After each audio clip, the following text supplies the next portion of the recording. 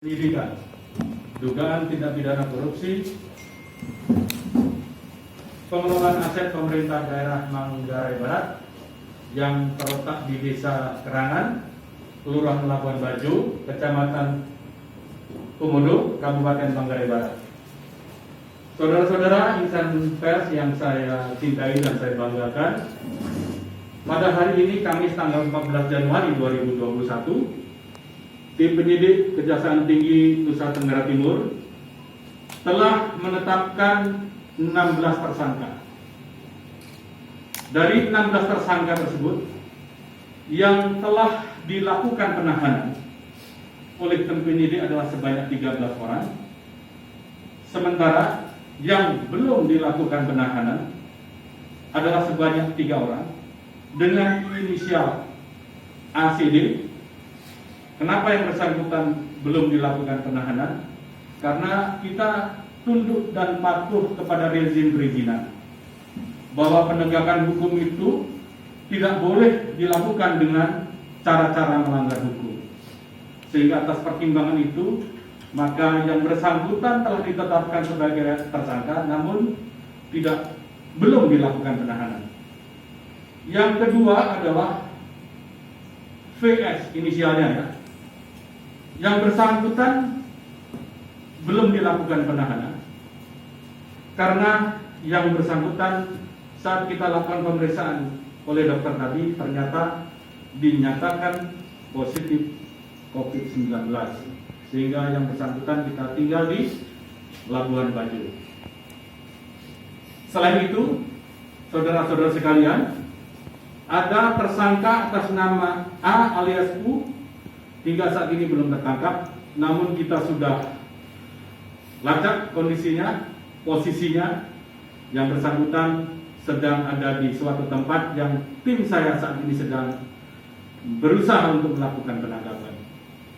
Saudara-saudara sekalian yang saya hormati dan saya banggakan, bahwa tindak pidana korupsi di Labuan Bajo, Manggarai Barat ini, penyidik menetapkan 16 tersangka tersebut adalah orang-orang yang dianggap paling bertanggung jawab terhadap peristiwa dugaan tindak pidana korupsi tersebut.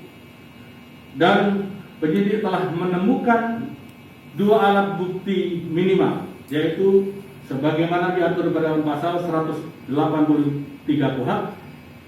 Kemudian penyidik juga melakukan penahanan sekaligus terhadap 13 orang karena telah ditemukan alasan objektif maupun subjektif untuk dilakukan penahanan sebagaimana diatur dalam pasal 21 Kitab Undang-Undang Hukum Acara Pidana.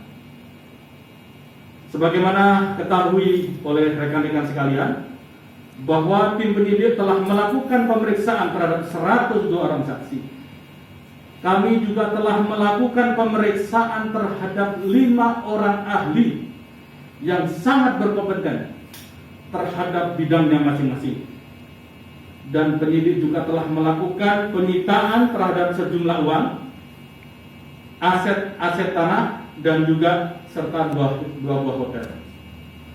Tentunya dengan penyidikan ini adalah pintu masuk buat Kejaksaan Tinggi Nusa Tenggara Timur untuk menyelesaikan persoalan-persoalan agraria yang terjadi di Manggarai Barat. Karena kami juga sudah mendeteksi betapa banyaknya persoalan agraria yang ada di Manggarai Barat, dan kami sudah memetakan. Tentunya dengan penyidikan yang kami lakukan secara transparan, akuntabel ini, masyarakat bisa menilai bahwa kami sangat terbuka, bahwa kami sangat profesional dalam menangani perkara korupsi yang sudah ada. Dan bagi kami, visi kami jelas bahwa penetapan tersangka adalah terhadap orang yang paling bisa dipertanggungjawabkan. Yang kedua, kami juga tetap mengedepankan dalam proses penyidikan perkara tindak pidana korupsi ini adalah bagaimana mengembalikan kerugian keuangan negara yang terjadi. Saudara-saudara bisa lihat bahwa aset tanah tersebut sudah kami lakukan penyitaan. Artinya apa? Secara prudent bahwa perkara ini asetnya pun sudah kita berhasil sita, sehingga kerugian keuangan negara yang timbul sudah kita dapat pulihkan. Saya rasa itu, rekan-rekan sekalian, sedikit saya tambahkan bahwa proses penahanan ini berjalan di 3 tempat. Yang 10 orang tadi, sebagaimana yang sudah diliput oleh rekan-rekan, itu ada di daerah Labuan Bajo. Kita terbangkan dari Labuan Bajo. Yang 2 orang kita lakukan penahanan di daerah Kupang, dan yang 1 orang ada di Jakarta. Yang insya Allah besok dengan pesawat batik akan nyampe di Kupang.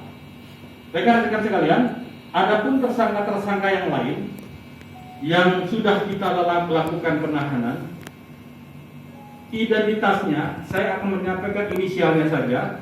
Ada AM, ada AS, ada R, ada EP, ada HS, ada MN, ada NDR, ada DK, ada TDKD, ada MA, ada ST, ada CS, dan ada MN. Nanti bahan press release ini akan disampaikan oleh Kapus Penkum kepada saudara-saudara sekalian. Saya rasa itu perkembangan terkini, saudara-saudara sekalian, atas perkembangan penyidikan dugaan tindak pidana korupsi yang terjadi di Labuan Bajo. Kami akan fokus karena tim saya hari ini juga saya gerakkan di Medan untuk melakukan penangkapan dan penahanan terhadap dugaan tindak pidana TPPU, dan alhamdulillah sudah berhasil kita tangkap dan besok juga akan diberangkatkan ke sini. Jadi kami betul-betul fokus terhadap persoalan-persoalan pidana yang ada di Provinsi Nusa Tenggara Timur. Kami fokus kepada TPPU dan kami fokus kepada tindak pidana korupsi. Tidak tertutup kemungkinan dengan penetapan tersangka ini akan ada pasal-pasal baru yang ditetapkan oleh penyidik.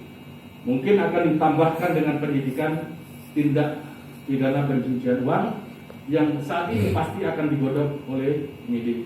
Saya rasa itu rekan-rekan sekalian. Wabillahi taufiq wal hidayah. Wassalamualaikum warahmatullahi wabarakatuh. Salam. Om Santi Santi Om. Namo Buddhaya.